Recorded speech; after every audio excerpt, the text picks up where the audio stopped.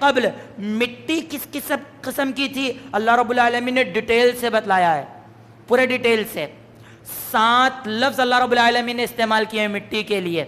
بہت سے لفظ ہیں لیکن انسانی تخلیق کے لیے 7 لفظ ہیں.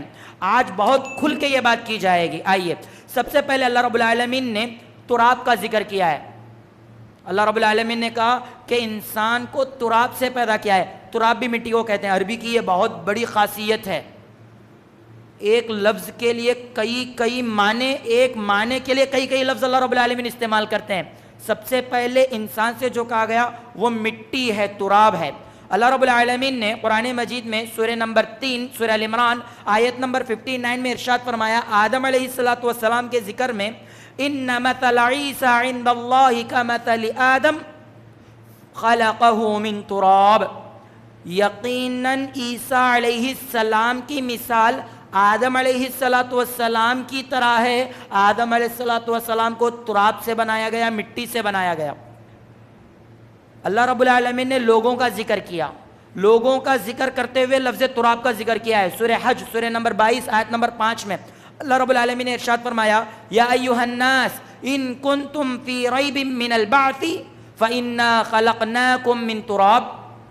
اے لوگوں، کیا تم دوبارہ اٹھائے جانے میں ڈاؤٹ کرتے ہو؟ تمہیں ڈاؤٹ ہے؟ ان کنتم فی ریب، کیا تمہیں ڈاؤٹ ہے؟ من البعث، دوبارہ اٹھائے جانے میں. فإنا خلقناکم من تراب، یقیناً ہم نے تم کو مٹی سے بنایا ہے، تراب سے. اللہ رب العالمین نے قیامت کے دن کافروں کی یہ بات ذکر کی ہے سورۃ النبأ سورہ نمبر 78 کے آیت نمبر 40 میں وَيَقُولُ الْكَافِرُ يَا لَيْتَنِي كُنْتُ تُرَابًا. اور کافر کہیں گے اے کاش کہ ہم مٹی ہوتے. اب سوال یہ ہے کہ تراب کیوں استعمال کریں؟ کیونکہ ایک معنی 3 بھی ہے مٹی کا، لازب بھی ہے مٹی کا، صلصال الحما بھی ہے اور فخار بھی ہے، سلالہ بھی ہے. اس کے بجائے کافر تراب استعمال کرتے ہیں. تراب کے معنی ہے وہ مٹی جو ہوا میں اڑ جائے، جس میں پانی نہ ملا ہو. ایسی مٹی جس میں پانی کی ملاوٹ نہ ہو، پھونکے تو ہوا میں اڑ جائے، اس مٹی کو تراب کہتے ہیں. اللہ رب العالمین نے اس تراب سے، اس مٹی سے انسان کو بنایا.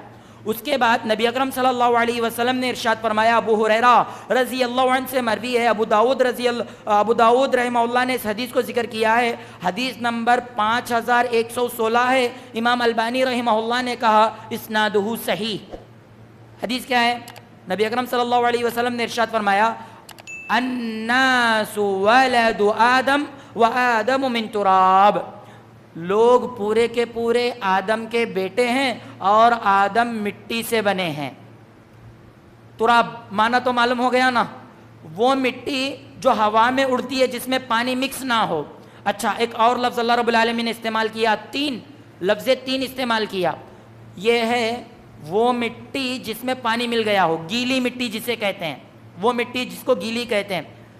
سوکھا کیچڑ بھی ہم کہہ سکتے ہیں جی، لیکن گیلی مٹی کہنا مناسب ہے.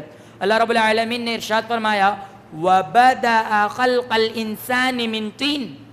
اور انسان کی بناوٹ کی، انسان کی تیاری کی شروعات 3 سے ہوئی، گیلی مٹی سے ہوئی. اللہ نے جب انسان کو بنایا تو وہ مٹی جو ہوا میں اڑتی تھی، اس میں پانی ملی ہوئی گیلی مٹی سے انسان کی پیدائش، انسان کی تیاری کی اللہ رب العالمین نے شروعات کی. سورہ نمبر 32 آیت نمبر 7 ہے. 3 ہو گیا، لیکن اللہ رب العالمین نے کہا کہ 3 کے ساتھ وہ مٹی لازب بھی تھی، لازب بھی ہے. یعنی وہ مٹی جو چکنی ہو، جسے ہم جگیٹ مٹی کہتے ہیں کرنول کی لینگویج میں، جو ہاتھ کو چپک جائے، لیس دار مٹی. اللہ رب العالمین نے کہا ایک تو تراب، اس کے اوپر 3، اس کے اوپر لازب جگیٹ چکنی مٹی. اللہ رب العالمین نے قرآن مجید میں کہا سورہ صافات سورہ نمبر 37 کے آیت نمبر 11 میں اِنَّا خَلَقْنَاهُمْ مِنْ طِينٍ لَازِبٍ.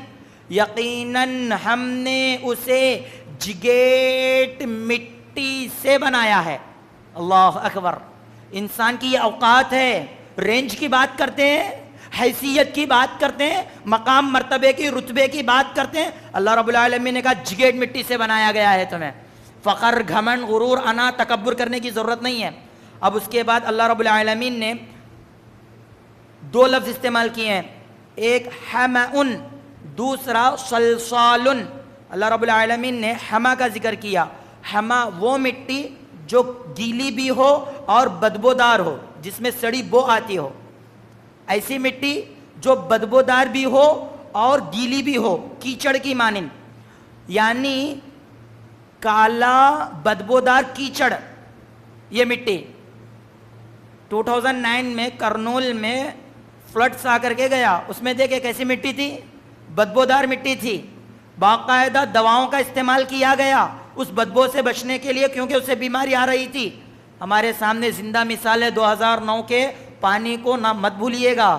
تو اللہ رب العالمین نے کہا کیا ہم بدبودار کالی مٹی سے اللہ رب العالمین نے بنایا۔ اس کے بعد پھر اللہ رب العالمین نے لفظ صلصال استعمال کیا، اور یہ سوکھا کیچڑ جو بدبودار کالی مٹی کا ہے، یعنی ہمأن ہی صلصال میں بدلتا ہے۔ اللہ رب العالمین نے قرآن مجید میں اس کا 3 جگہ ذکر کیا ہے۔ صلصال کھنکھناتی مٹی کو بھی کہتے ہیں۔ سب سے پہلے اللہ رب العالمین نے کہا ہے سورہ ہجر، سورہ نمبر 15 آیت نمبر 26 میں، غور سے سنیں، اللہ رب العالمین نے کہا وَلَقَدْ خَلَقْنَا الْإِنسَانَ مِنْ صَلْصَالٍ مِّنْ حَمَإٍ مَّسْنُونٍ، اور تحقیق کہ ہم نے انسان کو کھنکھناتی ہوئی سڑی بدبودار غلیظ کالی مٹی سے بنایا ہے۔ اللہ اکبر، انسان، یہ اللہ رب العالمین نے کہا۔ پھر اللہ رب العالمین نے فرشتوں کو بتلاتے ہوئے کہا، فرشتوں سے بات کرتے ہوئے بھی اللہ رب العالمین نے یہی بات کہی ہے۔